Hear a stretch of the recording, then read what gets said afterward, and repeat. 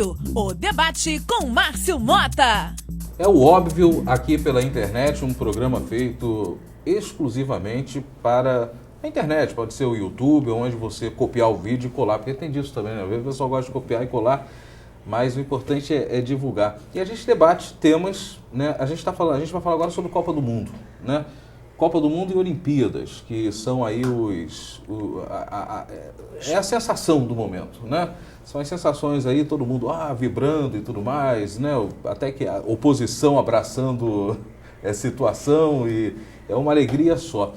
Mas a grande dúvida é até que ponto a Copa do Mundo ou a Olimpíada vindo para o Rio de Janeiro vai realmente trazer benefícios para a cidade. Eu queria ouvir a opinião do Eduardo Serra. Bom, esses dois eventos são, em primeiro lugar, grandes negócios, né? Eles envolvem muito dinheiro, de investimento, eles dão retornos, né, de propaganda para as empresas que neles apostam. Mas ele tem outras dimensões também. Uma delas é a afirmação nacional, quer dizer, os países promovem Olimpíadas, Copas do Mundo e tal, porque eles querem se afirmar mundialmente, como potências esportivas, né? Esse é um lado interessante para o Brasil. O Brasil é a grande potência do futebol, por exemplo, só teve aqui uma Copa do Mundo, né, que infelizmente perdemos no Maracanã. Mas há outras dimensões também. Uma é a herança, eu queria destacar a herança desses eventos. Então, a herança para o esporte, que você tem diversas instalações, né, esportivas, equipamentos esportivos, toda uma movimentação no sentido de treinamento, de divulgação dos esportes, etc., que pode ser uma boa herança.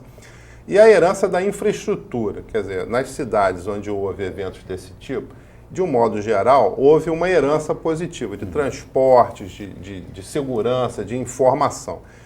O último exemplo que nós tivemos aqui no Rio não foi muito bom nesse sentido. Nós tivemos investimentos, mas equipamentos esportivos colocados em locais distantes e a maioria não ficou no setor público, né? Mesmo o Engenhão, que é um estádio bonito e tal, ele está sob a administração de uma empresa, clube de futebol privado.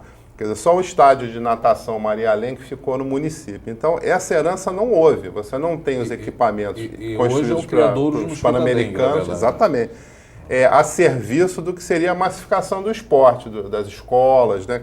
Em complemento ao sistema escolar, você tem equipamentos esportivos à disposição para aí sim ter a massificação, e da massificação virão os atletas de alto nível, os atletas competitivos. Então, a minha posição em relação à realização da Copa e das Olimpíadas no Brasil é que depende desse resultado. Se for melhorar o transporte com vias expressas, veículo leve sobre trilhos e não sobre rodas, que o trilho é muito mais eficiente. É uma boa reorganização do espaço urbano e a herança de equipamentos esportivos para uso público, para massificação do esporte, aí eu seria favorável. Mas como que a gente pode acreditar? Porque isso é promessa, ok?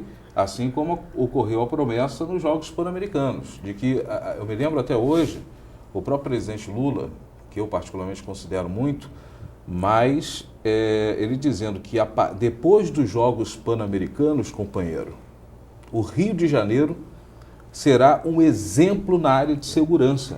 Vocês lembram dessa frase? Promessa política. Né? E não foi nem campanha, foi na verdade a gente se sensibilizou, a gente falou, caramba, pelo menos câmeras vão ter, todo o sistema montado. As viaturas, logo depois começou a briga, eu quero a minha, tem um monte de viatura abandonada até hoje. Os helicópteros. O sistema foi abandonado, né, Márcio? Essa questão aí, que na verdade esses esportes todos estão cumprindo a função de ser pão e circo. Exatamente, é um mega Você evento. desvia a atenção. Tem um anúncio na televisão, hoje em dia, não vou falar o carro aqui em particular, mas o camarada vai até lá, por exemplo, ficou com a voz fina, tomou um medicamento. Muito o que ele faz? Desvia a atenção dele com o automóvel. Desvia-se a atenção com o esporte, desvia-se a atenção com o pão e circo. Se você der o mínimo de alimentação, que é circo sem pão, pode não ter comida. Mas aí o que faz? Bastante diversão, bastante carnaval. Se pudesse ter carnaval o ano inteiro, seria interessante para quem está lá, para que você esconda as mazelas. Entendeu? Então, partindo desse princípio, o esporte hoje já cumpre muito mais uma função política de desvio de atenção do que na prática mesmo correção de problemas estruturais da cidade. Esconde-se ou maqueia-se para você, por exemplo, passar para o lugar e parecer que ele está bonito. Quando acaba, aconteceu no Pan-Americano.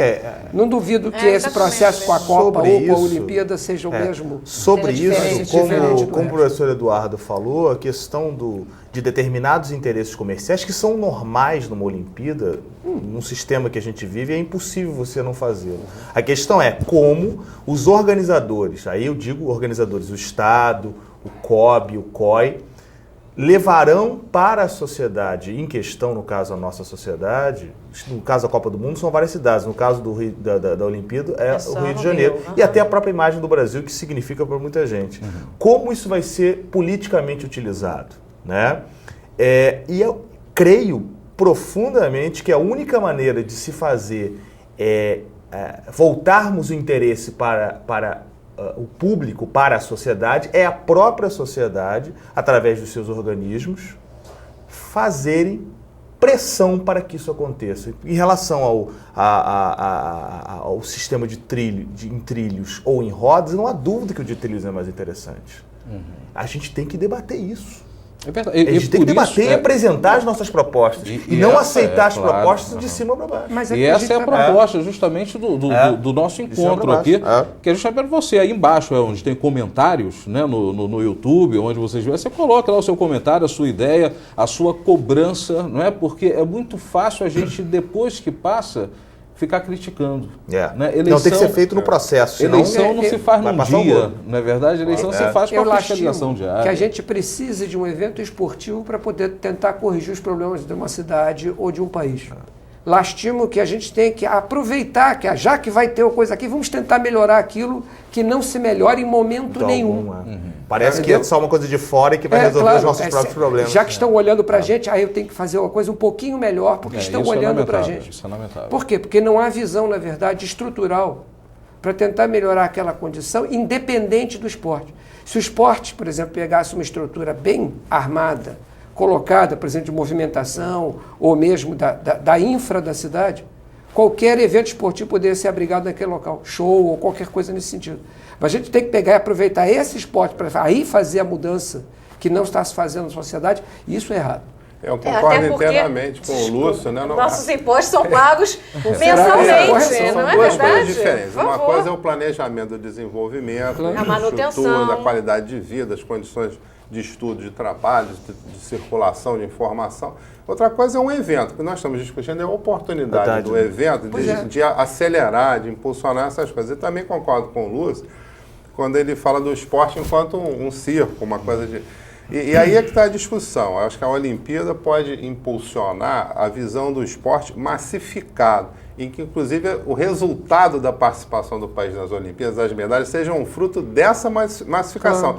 E não de um grupo de atletas de elite que são enviados para os Estados Unidos para treinar lá, e que às vezes nem falam português, né? Que ganham as medalhas, mas não representam o desenvolvimento do esporte no país. É verdade. Em resumo, a gente chega à conclusão de que, trazendo para a nossa realidade do dia a dia, né, a gente, por exemplo, faz uma festa na nossa casa, ok? Aí os nossos filhos não têm acesso normalmente a um banheiro digno, a uma comida digna e tudo mais. Mas como nós fizemos a festa, então nós vamos melhorar o banheiro para atender os outros, mas não os nossos filhos. Então o Brasil, às vezes, se preocupa muito em atender aos outros, mas não aos filhos do Brasil, aqueles que sustentam essa terra e esse país. É a tal palavra legado. Hoje a palavra da moda é o legado. É o legado, é verdade. Legado. A herança é mais... Mas todo mundo gosta mesmo de um botox, né? Vamos ficar com uma aparência bonita. Continue com a gente, é o óbvio, pela internet.